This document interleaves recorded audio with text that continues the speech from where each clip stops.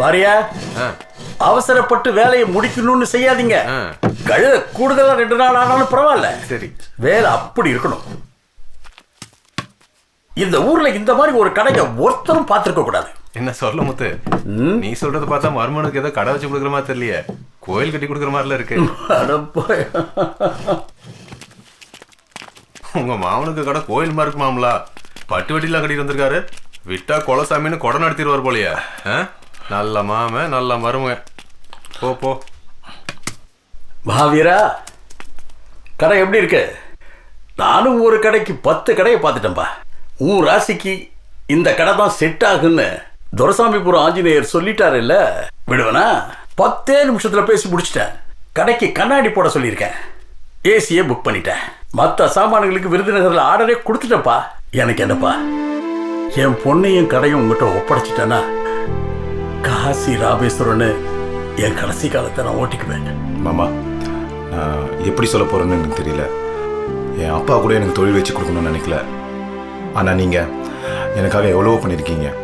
இதுக்கெல்லாம் நான் தகுதியானு நினைச்சீங்கன்னா சத்தியமா நான் இல்லை மாமா. இதுல தகுதி என்னப்பா வேண்டிருக்கு? நம்ம பழனி பையன் இருக்கானே, கடைக்கு வந்த புதுசுல உப்பு எடுத்துட்டு வாடானா புளி எடுத்துட்டு வந்து நிப்பான்.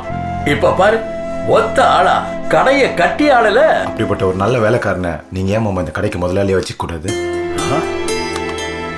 ஆமா மாமா, உங்களுக்கு எந்த அளவுக்கு என்ன பிடிக்குமோ அதை விட பொன்னிக்கு பழனியை ரொம்ப பிடிக்கும் மாமா.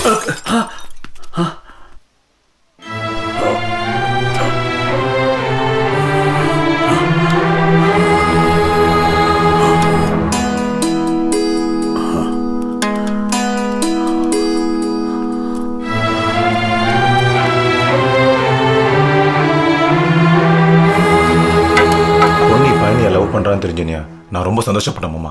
அதுல ஏன் சுயநலமும் இருக்கு மாமா. நீங்க எல்லாரும் ஆசைப்பட்ட மாதிரி நாங்க 2 பேரும் ஆசைப்படல மாமா. பொன்னியை கட்டினாதான் நான் உங்க மருமகன்னு சொல்லி நான் என்னைக்குமே நினைச்சது இல்ல. நான் எப்பவுமே உங்க மகன் தான் மாமா.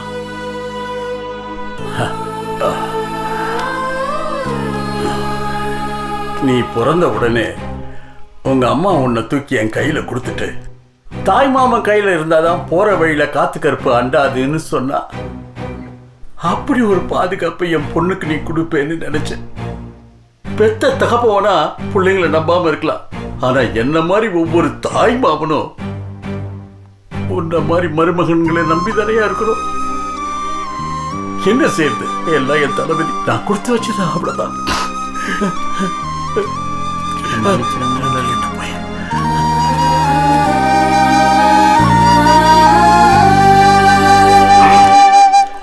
இந்த பொன்னி புள்ள இவ்வளவு பெரிய காரியம் பண்ணும்னு நான் நினைக்கவே இல்லை. இந்த உப்பு மிளகா வைத்துக்கிட்டு இந்த பழனி பையன் இப்படி செய்வான்னு கொஞ்சம் கூட எதிர்பார்க்கவே இல்லை. ஒரு குவார்டர் சொல்லு. அப்படியே சிக்கன் 65. டைமா 7:55. Thanks pass. என் மாமா அழுது இப்பதானே பாக்குறேன். ஏயா நிறைய போய் ஆடுன்னு நினைச்சு வளர்க்கலாமா? இங்க பாரு, இப்ப பொன்னிக்கு அவன் ஹீரோவாகவும் உங்க மாமனுக்கு அவன் வில்லனாகவும் இருக்கான்ல. கான்ஃபரன்ஸ்ல இருக்கம்ல பிரதர். 8:10. சரி, தேங்க்ஸ். கரெக்டா கொண்டு விட்டீங்க. உங்க அம்மாவுக்கு விஷயம் தெரியுமா? என்னப்பா இந்தா போன், உடனே போன் போட்டு சொல்லு. இல்லைண்ணே, அம்மாவும் மாமாவும் பெரிய கனவுல இருக்காங்க. இருக்காதா பின்னே, கிழக்கு சீமையில மாதிரி அண்ணன் தங்கச்சி. இப்ப என்னன்னா, சும்மாடா. அதாவது தம்பி, இந்த பழனி பேர்ல நீங்க பாண்டி கோயில்ல கெடா வெட்டியே ஆகணும். எப்படி உங்க காதலுக்கு இடையில குறுக்க விழுந்து காப்பாத்தினா பாத்தீங்களா? ஏண்டா வாட்ச வச்சு வாயில தடவுற? சரியா தெரியலடா. தெரியலையா? என்ன வாட்ச உடச்சு சொல்லு. 9:55. 9:55. அடைய முடியல. கொட்டி விட்டு போறேன். இந்த அப்படி கிளம்பு. ஏய் நிறுத்துடு. ஏய் நிறுத்து. கொடு. எங்க இருந்து வரீங்க? கோயிலுக்கு போயிட்டு வரேன் சார். எந்த ஊரு? புளியரை சார். சரி கிளம்பு. ஏய் நிறுத்து. போப்பா நிறுத்து. கொடு வண்டி. அப்புறம் கொடு. புக் எடு. வண்டி ஆஃப் பண்ணுங்கறல்ல. ஆமா, இந்த நேரத்துல எங்க? நைட் ஷோ படத்துக்கு போயிட்டு வரேன் சார். எந்த தியேட்டர்? பத்மம். இல்ல பிஎஸ்எஸ் தியேட்டர். டிக்கெட் காட்டு. மிஸ் ஆயிடுச்சு சார். வீடு எந்த தெரு? மேல தெரு, இளஞ்சி. அப்பா என்ன பண்றாரு? தாலுகா ஆஃபீஸ்ல கிளர்க்கா வேலை செய்யறாரு. சரி சரி, இல்ல அட்ரஸ் எழுதி கொடுத்துட்டு கிளம்பு.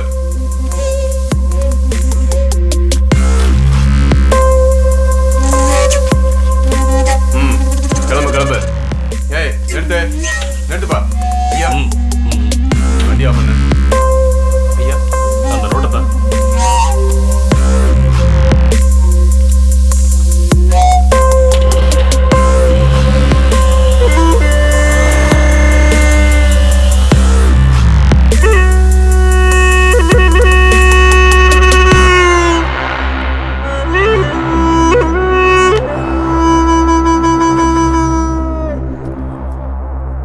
உங்களுக்கு எத்தனை பசங்க? எனக்கு ஒரே பையன் சார், சக்திவேல்.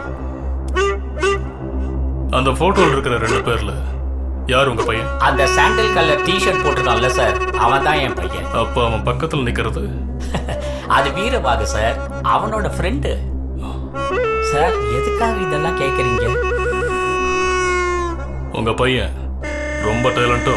ஆமா சார், 10th படிக்கும் போதே ஸ்கூல் ஃபர்ஸ்ட், +2ல டிஸ்ட்ரிக்ட் ஃபர்ஸ்ட். சீட்டிங்ல சார்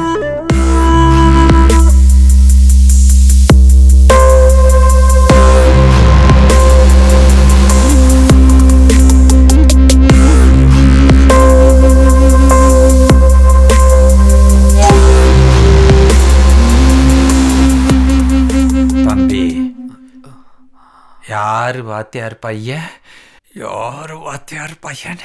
கடைசி வரைக்கும் சொல்ல மாட்டேன்னு அடம் பிடிச்சிட்டீங்களே தம்பி. நான் தான் சார் வாத்தியார் பையன். இந்த விஷயத்த அப்பயே சொல்லியிருந்தா நான் செஞ்சுரி அடிச்சிருப்பேனே, இப்படி இன்ஜூரி ஆயிருக்க மாட்டேனே. எல்லாம் என் தலைவிதி. இப்ப ஜாமீன் எடுக்க கூட ஆள் இல்லாம உட்காந்துருக்கேனே. சார் கொஞ்சம் ஃபோன் இருந்தா தரீங்களா? ஒரு கால் பண்ணிட்டு தரேன். ஏன் அந்த மாதிரி ஐட்டெல்லாம் நீ வாங்கி வைக்கிறதே இல்லையா? இந்த தெரிஞ்ச வக்கீலா இருந்தா என்னையும் சேர்த்து ஜாமீன்ல எடுக்க சொல்லு. சித்ரா, நான் சக்தி பேசுறேன்.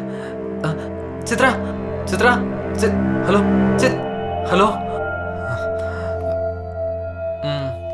இந்த நிலைமையில இந்த போன் தேவையா?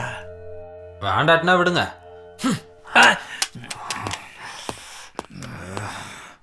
யோ, ஜெயிலுக்குள்ள செல்போன் பேசக்கூடாதுன்னு தெரியாதா உனக்கு? இனி எங்கிட்ட யூஸ் பண்ண முடியும்?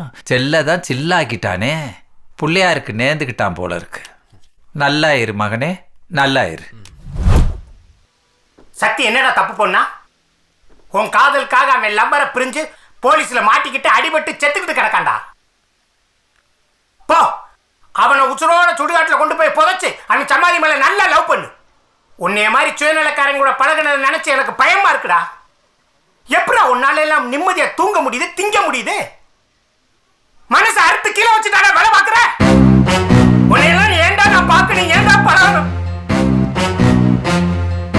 ஏமாத்துக்காரடா நீ. பேசிக்கிட்டே இருக்கேன் போறேன்.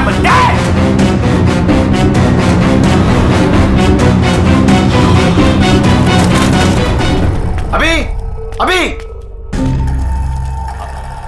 சார், நான் வீரபாகு.